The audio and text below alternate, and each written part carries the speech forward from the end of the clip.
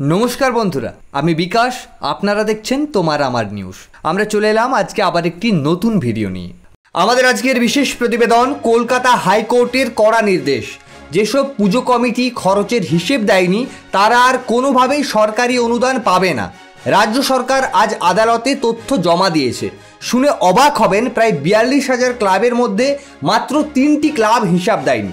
বিস্তারিত জানাচ্ছি আমাদের আজকের বিশেষ প্রতিবেদনে।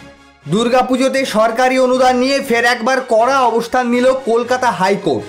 বিচারপতি সুজয় পাল এবং বিচারপতি স্মিতা দাসদের ডিভিশন বেঞ্চ স্পষ্ট জানিয়ে দিল, আদালতের আগের নির্দেশ মতো নির্ধারিত সময়ে যেসব পুজো কমিটি খরচের হিসেব জমা দিয়েছে একমাত্র তারাই অনুদান পাবে, যারা দেয়নি তাদের জন্য কোনো ছাড় নেই। বুধবার রাজ্যের পক্ষ থেকে আদালতে জানানো হয়েছে, মোট 41,795টি ক্লাবের মধ্যে মাত্র 3টি কমিটি হিসাব দেয়নি এবং এই 3টি শিলিগুড়ি।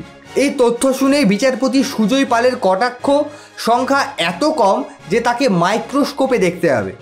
আসলে অনুদানের টাকা কোথায় খরচ হচ্ছে তা নিয়ে দীর্ঘদিন ধরেই বিতর্ক চলছে। মামলাকারীর আইনজীবী বিকাশ রঞ্জন ভট্টাচার্য এবং শামীম আহমেদের অভিযোগ, সরকারি অর্থ জনগণের কল্যাণে ব্যবহার না করে অযথা পুজো কমিটির হাতে বিলিয়ে দেওয়া হচ্ছে। তাদের দাবি, এটা একেবারেই সরকারি অর্থের অপব্যবহার। তবে রাজ্যের সাফাই, অনুদানের টাকা জনগণের স্বার্থেই খরচ হচ্ছে। সেভ ড্রাইভ সেভ লাইফের প্রচার, কোভিড পরিস্থিতির বিধিনিষেধ মানা, এমনকি প্যান্ডেলের নিরাপত্তা ব্যবস্থার মতো ক্ষেত্রেও সেই টাকা খরচ হয়েছে।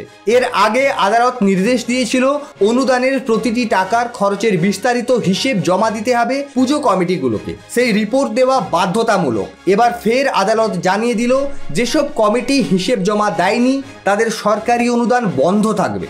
অতএব এবারের রায় স্পষ্ট, সরকারি অনুদান আর বিনা জবাবদিহিতাই পাওয়া যাবে না। জনগণের টাকার খরচের হিসেব দিতে হবে, তা না হলেই অনুদান বন্ধ। হাইকোর্টের এই নির্দেশে স্বচ্ছতা বাড়লেও রাজনৈতিক মহলে শুরু হয়েছে নতুন বিতর্ক। সম্পূর্ণ প্রতিবেদনটি নিয়ে আপনার কি মনে হয় কমেন্ট করে জানাতে ভুলবেন না। আমাদের আজকে দ্বিতীয় বিশেষ প্রতিবেদন, আমেরিকা ভারত বাণিজ্যে নতুন চাপ। ট্রাম্প সরকার জানিয়েছে, বুধবার সকাল 9:31 থেকে ভারতীয় পণ্যে কার্যকর হচ্ছে 50% শুল্ক। সেখানে 25% শুল্ক, বাকি 25% জরিমানা।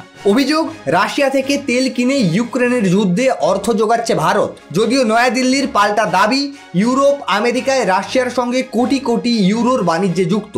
এই প্রেক্ষাপটে দিল্লির উচ্চ পর্যায়ের বৈঠক করেছেন প্রধানমন্ত্রী নরেন্দ্র মোদী। অর্থমন্ত্রী, বাণিজ্য মন্ত্রী এবং শীর্ষ অর্থনীতিবিদেরা উপস্থিত ছিলেন সেখানে। বৈঠকে আন্তর্জাতিক প্রতিযোগিতায় টিকে থাকার বিকল্প পথ নিয়ে আলোচনা হয়েছে। অর্থনীতিবিদেদের মতে প্রায় $4,000 কোটি রপ্তানি ধাক্কা খেলেও অভ্যন্তরীণ বাজারে কেনাকাটা বাড়ানো ও নতুন লগ্নি টানা গেলে চাপ কিছুটা কমানো সম্ভব। এদিকে গুজরাটের সভা থেকে প্রধানমন্ত্রীর স্পষ্ট বার্তা, যতই চাপ আসুক আত্মনির্ভর ভারতের পথে আমরা অগ্রসর হব। কৃষক ও শিল্পীর স্বার্থে কোনো আপোষ হবে না। সম্পূর্ণ প্রতিবেদনটি নিয়ে আপনার কি মনে হয় কমেন্ট করে জানাতে ভুলবেন না। আমরা আগামীকাল আসছি আবার একটি নতুন ভিডিও নিয়ে। ততক্ষণ পর্যন্ত ভালো থাকুন, সুস্থ থাকুন।